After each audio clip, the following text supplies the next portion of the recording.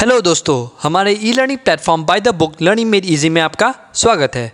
मैं हूं सौम्यनिल बरुआ और मैं आज आपको पढ़ाने जा रहा हूं भारतीय इतिहास का प्रथम टॉपिक जो कि है advent of the Europeans into India. By the book learning made easy में आपको यूपीएससी, एपीएससी या फिर अन्य लोक सेवा आयोग एग्ज़ाम्स के लिए जो भी टॉपिक चाहिए होगा आप यहां पर आसानी से उपलब्ध कर सकेंगे। सो बिना देरी के चलिए शुरू करते हैं आज के कंटेंट्स के साथ।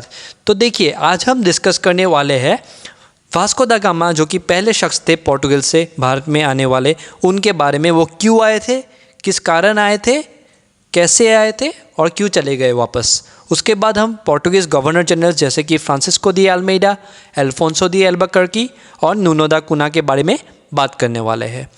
उसके बाद हम देखेंगे कि भारत में पोर्टुगीज़ राज्य बना कैसे और उस पोर्टुगीज़ राज्य का नाम क्या था, कैसे पोर्टुगीज़ अपना राज्य बढ़ाते गए भारत में। इन सब चीज़ों के बारे में आज हम विस्तार से बात करेंगे।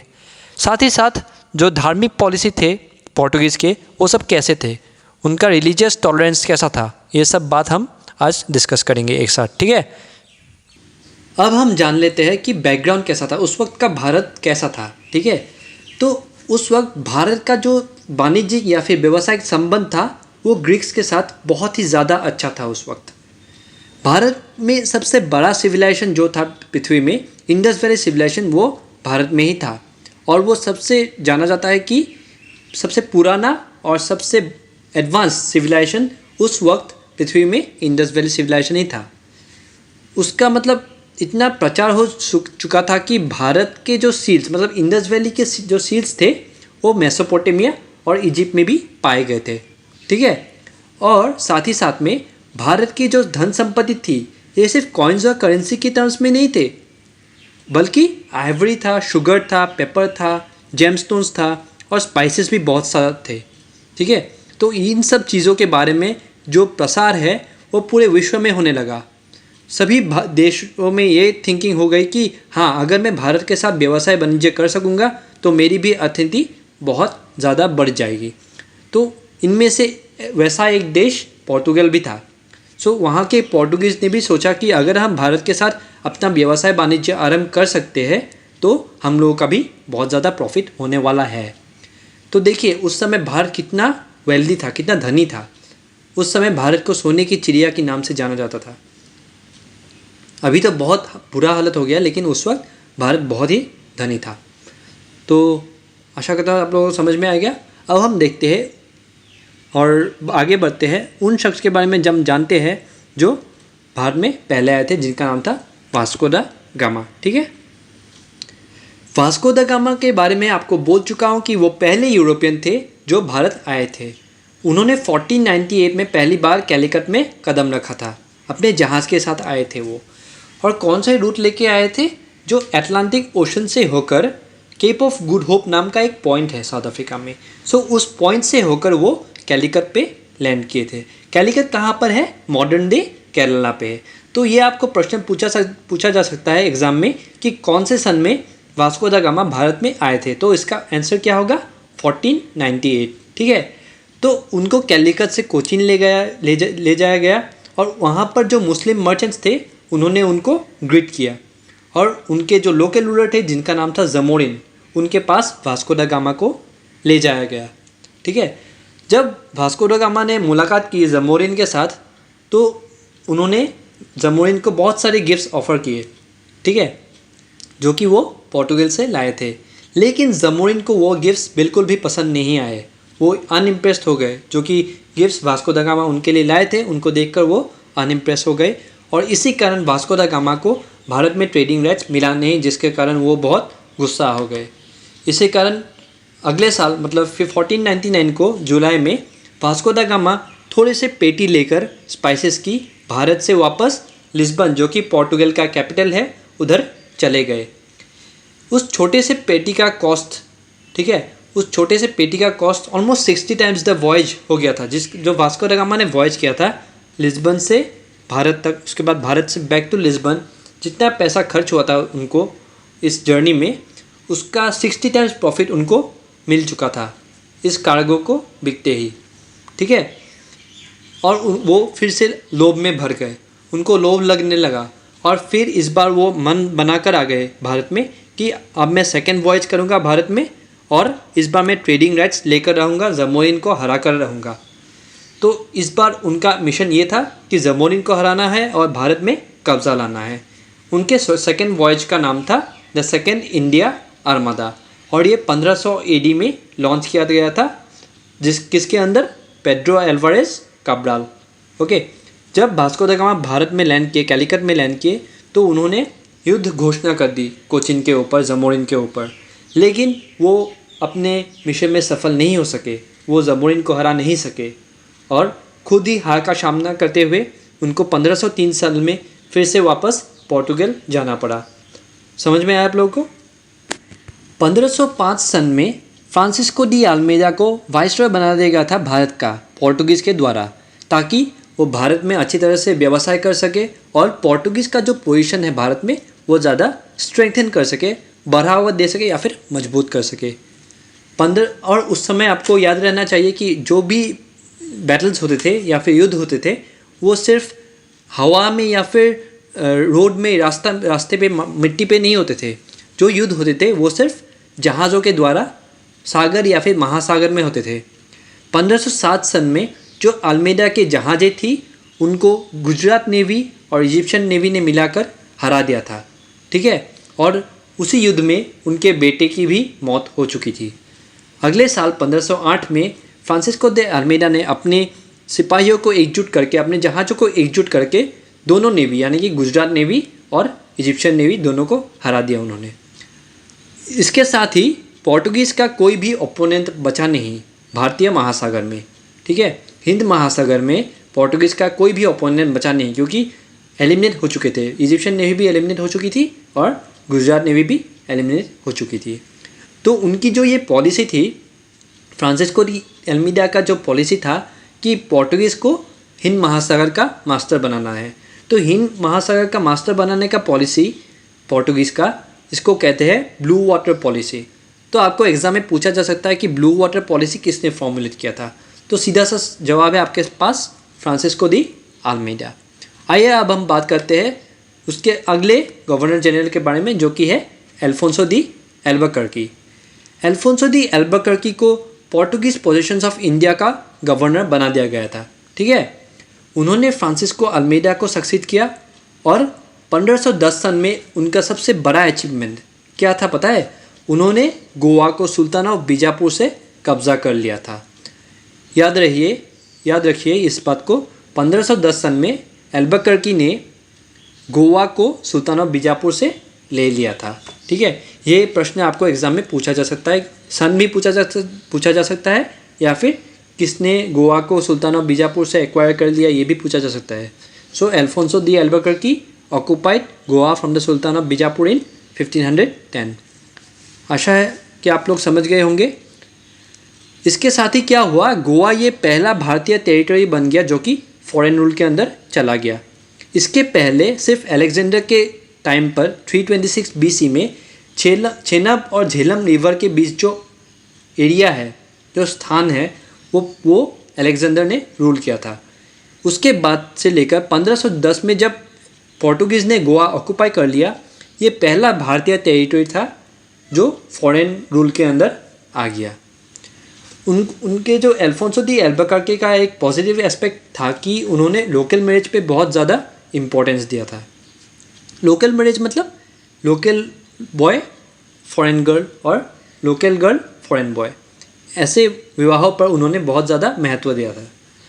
साथ ही साथ सती सिस्टम के बारे में आप लोग तो जानते ही होंगे, जहाँ पर अगर हस्बैंड मर जाता है तो वाइफ भी उन्हीं के साथ उनके जो मुखाग्नि देती है वो तब अपने आप को वो मार डालती है अग्नि में कूद के।